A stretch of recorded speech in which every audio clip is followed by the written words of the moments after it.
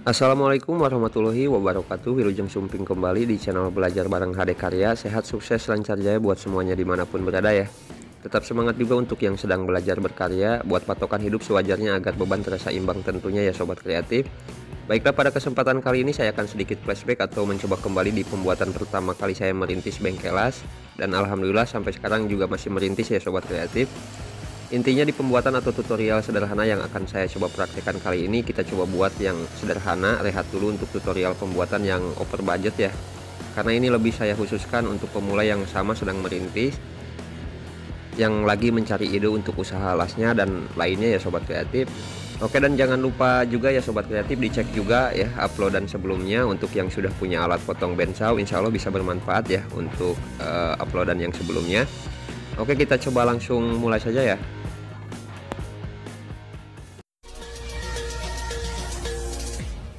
Tasikmalaya.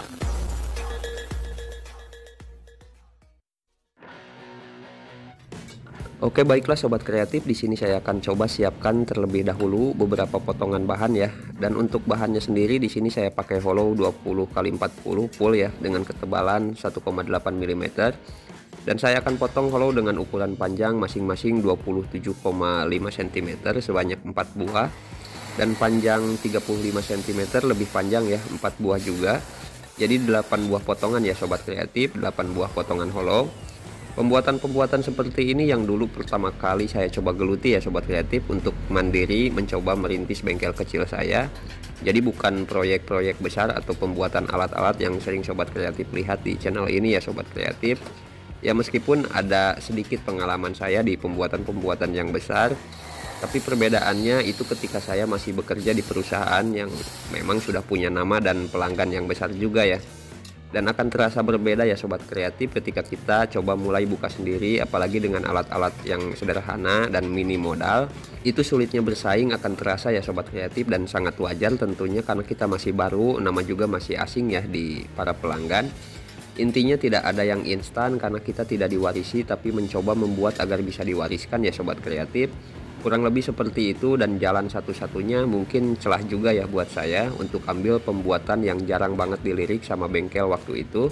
Seperti pembuatan meja lipat yang saya coba buat di video ini ya, kursi anak, gantungan sangkar, jemuran baju, yang semua bahan saya kombinasikan sebisa mungkin agar layak jual antara kayu, akrilik, dan lain-lain ya sobat kreatif.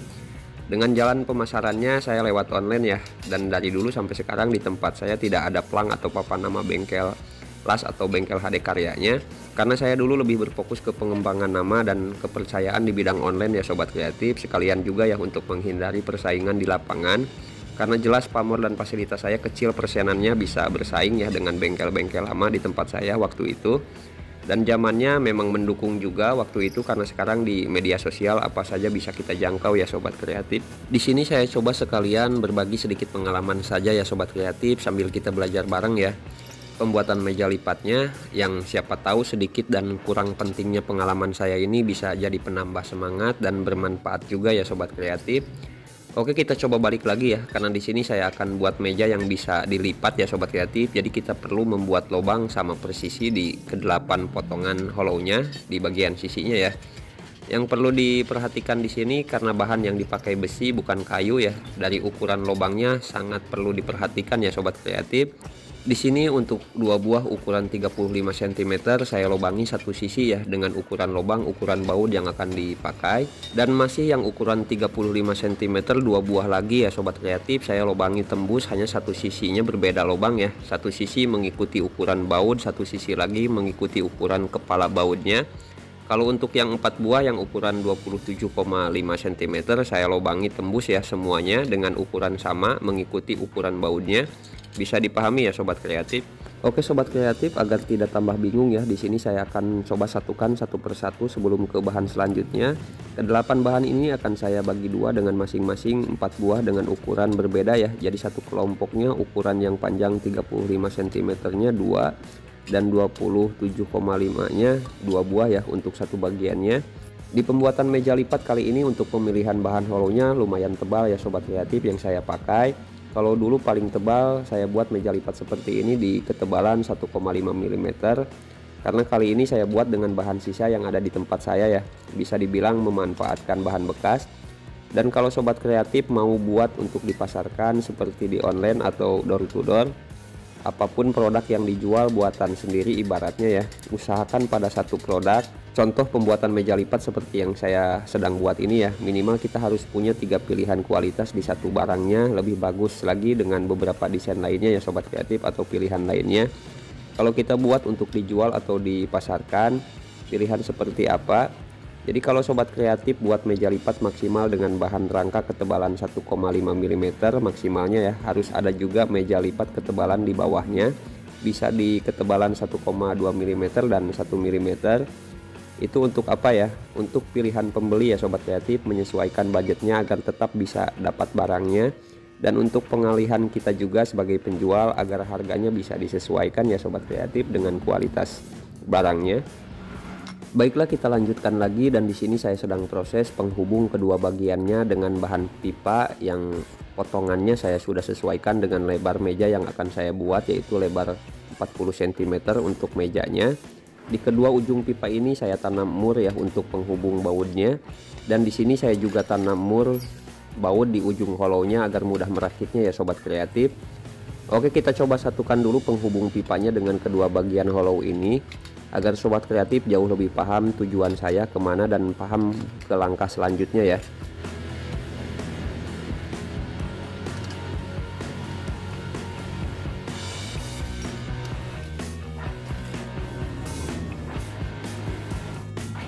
Seperti yang bisa dilihat di sini sudah saya hubungkan jadinya seperti ini, dan saya sebutnya kaki tangan bagian dalam ya. Sekarang kita perlu menyatukan kedua kaki tangan bagian luarnya dengan cara kita menanam mur baut kembali di bagian tengah hollow panjangnya. Jadi hollow panjang ketemu hollow yang panjang juga ya sebagai kaki-kakinya agar bisa berbentuk X ya sobat kreatif.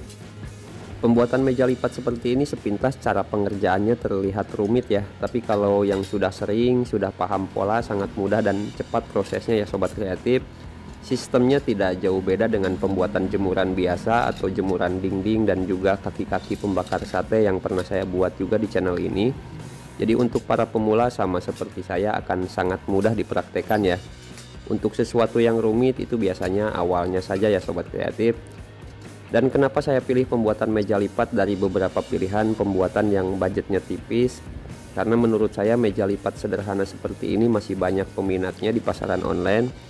Dan untuk modal pembuatannya juga tidak over ya, seimbang dengan harga jualnya di pasaran online ya sobat kreatif. Jadi untuk sobat kreatif yang punya fasilitas sederhana di tempatnya dan bingung ya mulai dari mana usahanya, bisa coba cara ini, siapa tahu bisa cocok ya dan jadi jalan berkembang juga untuk menjemput kerjaan-kerjaan yang besar ya sobat kreatif.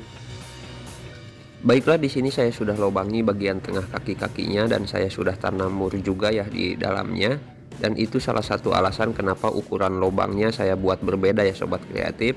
Ada yang besar, ada yang kecil juga ya untuk ukuran lubangnya. Kita coba satukan ya keseluruhannya.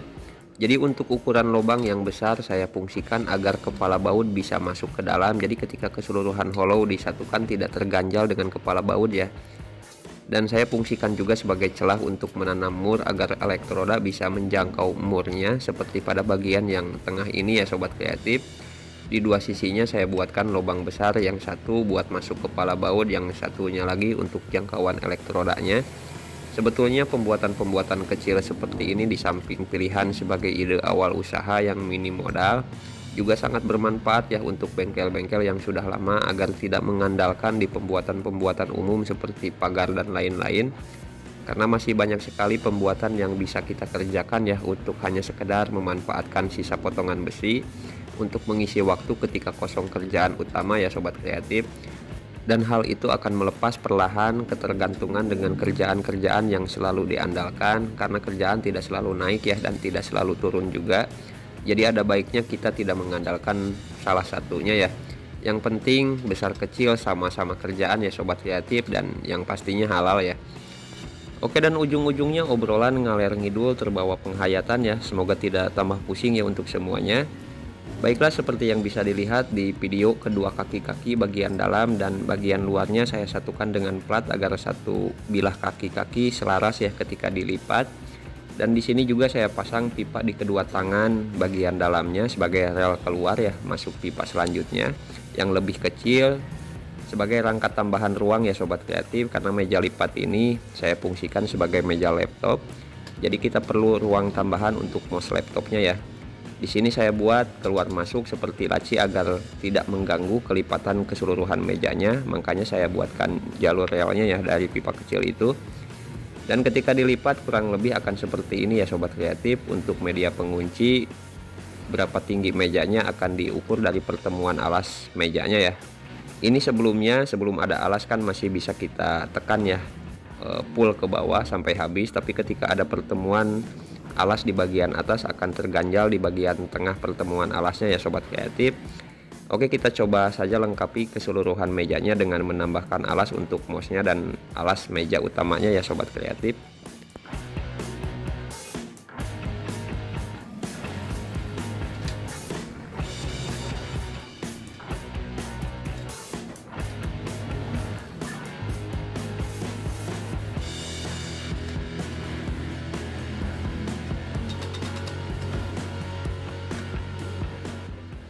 Baiklah sobat kreatif, di sini saya coba mulai menandai titik tengah pertemuan alas utamanya ya. Dengan ketinggian meja saya sesuaikan dengan enaknya atau standarnya meja laptop ya sobat kreatif.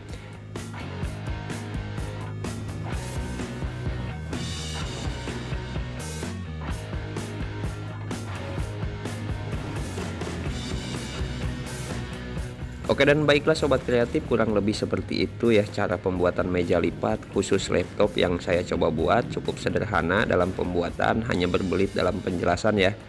Karena saya orangnya suka ngobrol ya sobat kreatif, meski kadang saya sendiri suka bingung ya dengan apa yang saya coba obrolkan. Semoga bisa dimaklumi ya untuk semuanya, karena saya sadar betul dan sangat paham tontonan seperti ini lebih cepat jenuhnya dibandingkan tontonan hiburan zaman sekarang ya sobat kreatif.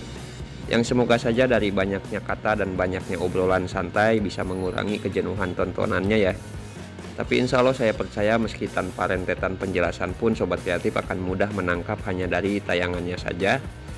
Oke sobat kreatif, apa yang diperlihatkan atau dibuat di tema belajar bareng kali ini semoga bermanfaat. Sedikit pengalaman receh yang dibahas semoga jadi pemacu agar bisa giat dan lebih bersemangat lagi ya, bisa menebar luas jangkauan manfaatnya ke orang banyak.